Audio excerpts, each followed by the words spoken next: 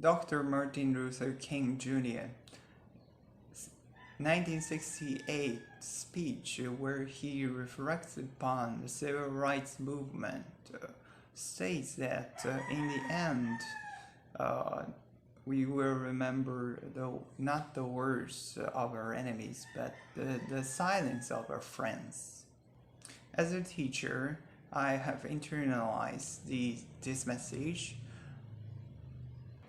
Every day all around us, we see the consequences of silences manifest themselves in the form of discrimination, violence, genocide, and war.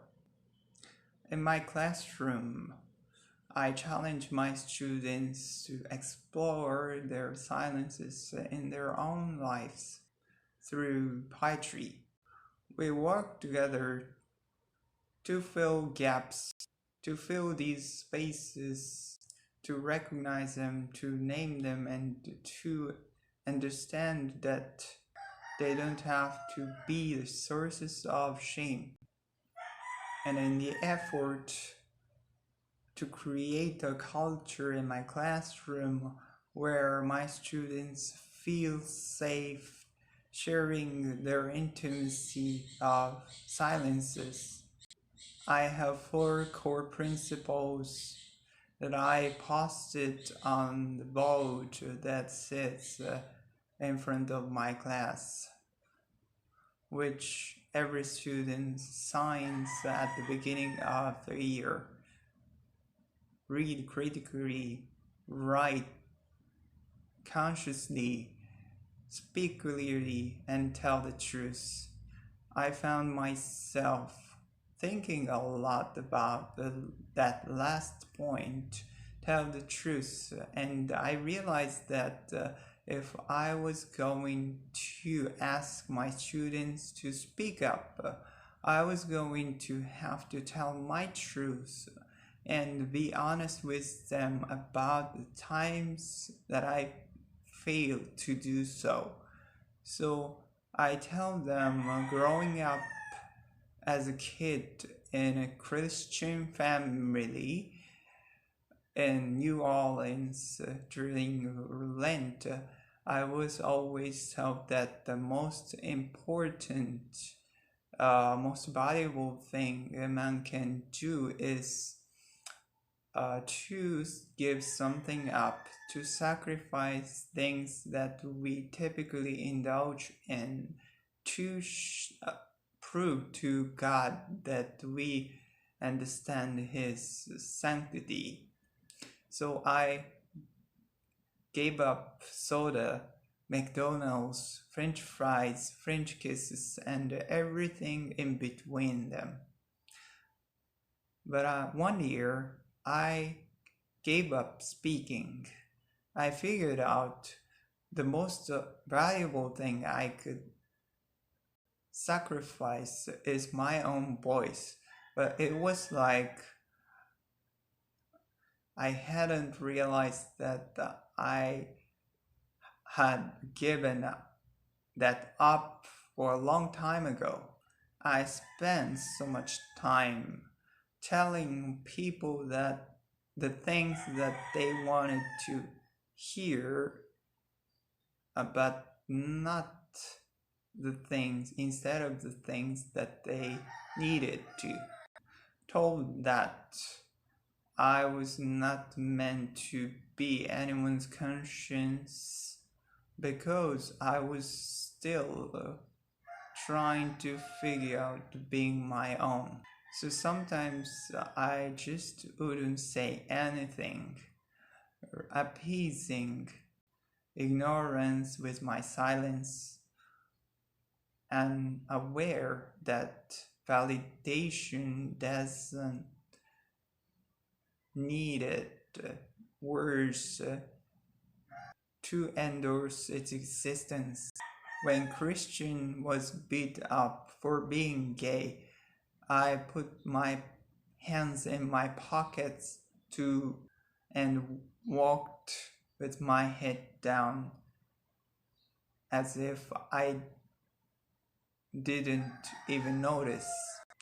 I couldn't use my lockers for weeks because the bolt on the lock reminded me of the one that I put on my lips when that homeless man on the corner looked at me with eyes up,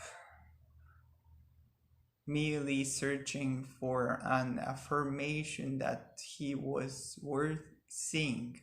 I was more concerned with touching the screen on the Apple than actually feeding him one.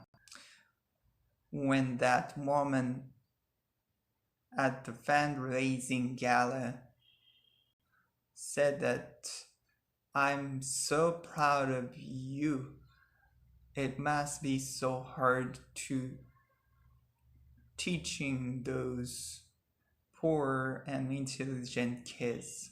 I bit my lip because we needed our money more than my students needed their dignity.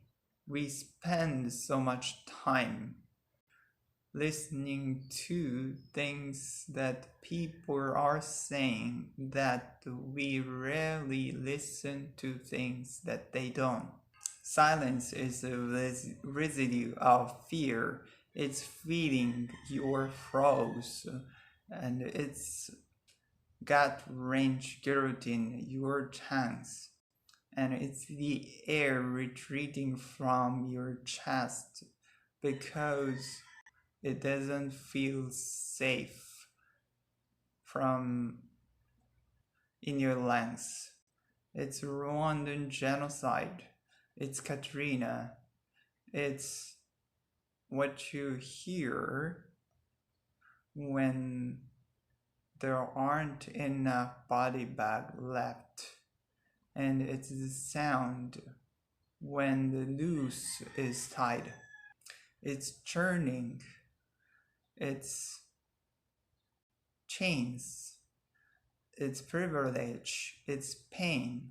There is no time to pick your battles when your battles have already picked you.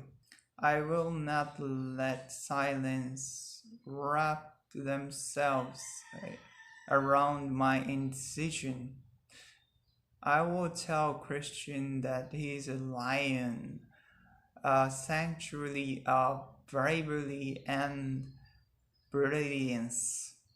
I will ask that homeless what his name is and what his day how his day was, because sometimes all people want to be is human.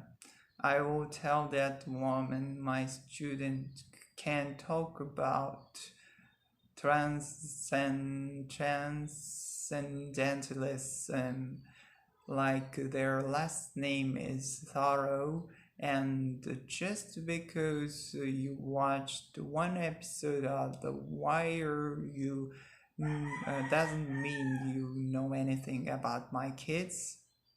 So this year, instead of giving something up, I live every day as if there were a microphone tacked under my tongue, a stage on the underside of my inhibition, because who has to have a soapbox when you have ever needed is your voice.